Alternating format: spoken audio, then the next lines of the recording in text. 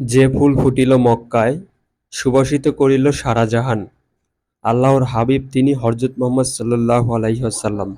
হযরত মুহাম্মদ সাল্লাল্লাহু আলাইহি ওয়াসাল্লাম বর্তমানে সৌদি আরবে অবস্থিত মক্কা নগরীর কুরাইশ গোত্রের বনি হাশিম বংশে জন্মগ্রহণ করেন। হযরত মুহাম্মদ সাল্লাল্লাহু আলাইহি ওয়াসাল্লাম ৫৭০ খ্রিস্টাব্দের ১২ই রবিউল আউয়াল সোমবারে জন্মগ্রহণ করেন। তার মায়ের নাম আমিনা এবং পিতার নাম আবদুল্লাহ। জন্ম নেওয়ার পরেই আমেনা দাদা আব্দুল মোত্তালিবকে খবর পাঠান। আব্দুল মোত্তালিব খুশিতে তখনই শিশু মুহাম্মদ সাল্লাল্লাহু আলাইহি সাল্লামকে কোলে নিয়ে তার নাম রাখলেন মুহাম্মদ। সর্বপ্রথম তাকে তার মাতা হযরত আমেনা দুগ্ধ পান করান। অতঃপর আবু লাহাবের বাদী সুয়াইবা তাকে দুগ্ধ পান করান। অতঃপর ধাত্রীয় সন্ধান করতে থাকেন। হাওয়াযিন গোত্রের বানী সাদ এর মহিলা হালিমা সাদিয়া এর বিরল সৌভাগ্যের অধিকারী হন। দুগ্ধপানকালে হালিমা নবী করিম সাল্লাল্লাহু আলাইহি সাল্লাম এর অলৌকিক ও বরকতময় অনেক দৃশ্য প্রত্যক্ষ করেন। বিবি হালিমার বর্ণনা সূত্রে ইতিহাসবিদ ইবনু ইসহাক বলেন যে, বিবি হালিমা সহ এবং তার স্বামী ও দুগ্ধপোষ্য শিশু সন্তান সহ বনু সাদ গোত্রের একদল মহিলার সঙ্গে অর্থের বিনিময় হয়। বিবি হালিমা বলেন, আমি আমার একটি সাদা-মাদি গাধার পিঠে সাওয়ার হয়ে চলেছিলাম। আমার সঙ্গে উটও ছিল, কিন্তু তার উলানেও দুধ ছিল না। আমার সঙ্গে শিশুটির জন্য এক বিন্দুও দুধ ছিল না আমার বুকে।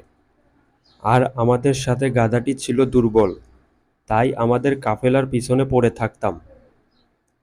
তারপর আমাদের দলে এমন কোনো এক মহিলা ছিল না যে, যার কাছে শিশু মুহাম্মদ সাল্লাল্লাহু আলাইহি সাল্লামকে দুধ বপন করানোর প্রস্তাব দেওয়া হয়নি। কিন্তু সকলেই তাকে নিতে অস্বীকার করল। দলের সকল মহিলারা একটি করে শিশু সংগ্রহ করে নিল। বাকি রইলাম শুধু আমি।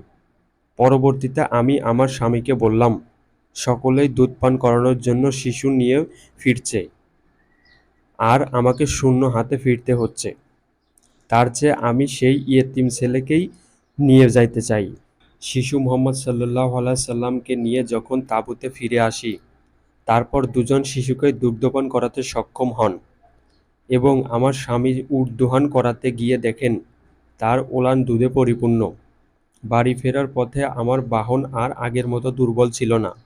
শিশু মুহাম্মদ সাল্লাল্লাহু আলাইহি সাল্লামকে লালন পালনের ২ বছর পূরণ হতেই বড় এবং সুঠাম দেহের অধিকারী হয়ে যায়। হযরত মুহাম্মদ সাল্লাল্লাহু আলাইহি সাল্লাম এর মাতা-পিতার মৃত্যুর পর দাদা আব্দুল মুত্তালিব তার লালন পালনের দায়িত্ব নেন। তিনি তাকে স্নেহ করতেন, এমনকি নিজের ছেলেদের উপরও তাকে প্রাধান্য দিতেন, তাকে নিজের আসনে বসাতেন। দাদা আব্দুল মুত্তালিবের মৃত্যুর পূর্ব পর্যন্ত তিনি তার তত্ত্বাবধানে ছিলেন। দাদা আব্দুল মুত্তালিবের মৃত্যুর পর চাচা আবু তালিব তার দায়িত্ব নেন। তখন তার বয়স ছিল ৮ বছর। তিনি চাচা আবু তালিবকে বকরী লালন পালন ও শাম দেশের ব্যবসার কাজে সহযোগিতা করতেন। হযরত মুহাম্মদ সাল্লাল্লাহু আলাইহি সাল্লামের সততা এবং ব্যবসায়িক গুণাগুণ দেখে খাদিজা রাদিয়াল্লাহু তাআলা আনহা তাকে বিবাহের জন্য ইচ্ছা করেন। তিনি তার মনের বাসনা বান্ধবী নাফিসা মুহাব্বি এর নিকট ব্যক্ত করলেন এবং বিষয়টি নিয়ে মুহাম্মদ সাল্লাল্লাহু আলাইহি সাল্লামের নিকট আলোচনার জন্য বললেন। নাফিসা বিষয়টি হযরত মুহাম্মদ সাল্লাল্লাহু আলাইহি সাল্লাম এর নিকট বললেন এবং মুহাম্মদ সাল্লাল্লাহু আলাইহি সাল্লাম বিষয়টি সম্মতি জানালেন এবং চাচা আবু তালিবকে জানান। আবু তালিব এ বিষয়টি খাদিজা রাদিয়াল্লাহু তাআলা এর পিতৃত্বের সাথে আলোচনা করে বিয়ের প্রস্তাব দেন। নবুয়তি লাভ ও প্রথম কুরআন নাজিল। রাসূল সাল্লাল্লাহু আলাইহি সাল্লাম এর ৪০ বছর বয়সে নবুয়তি লাভ করেন।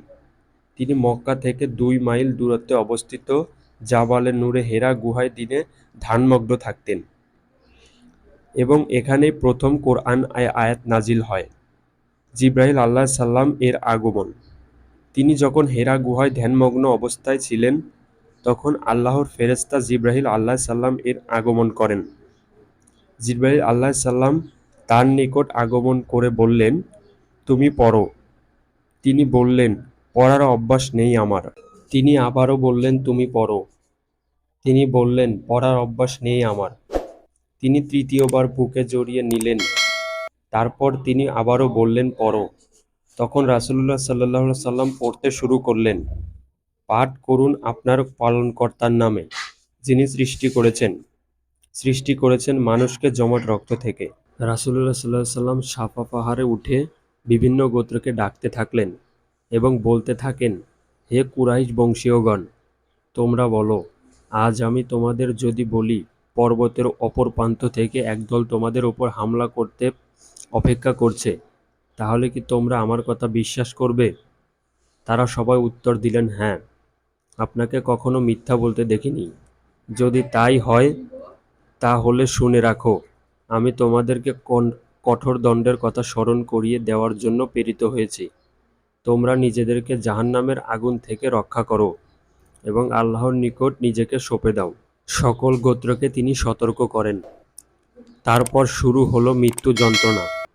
রাসূলুল্লাহ সাল্লাল্লাহু আলাইহি সাল্লাম দুহাত পানিতে নিয়ে নিজের মুখমণ্ডল মুছতে মুছতে বলেছিলেন, মৃত্যুর যন্ত্রণা একটি অত্যন্ত কঠিন বিষয়। রাসূলুল্লাহ সাল্লাল্লাহু আলাইহি সাল্লাম আয়েশা রাদিয়াল্লাহু তাআলা এর ঘরে মৃত্যুবরণ করেন।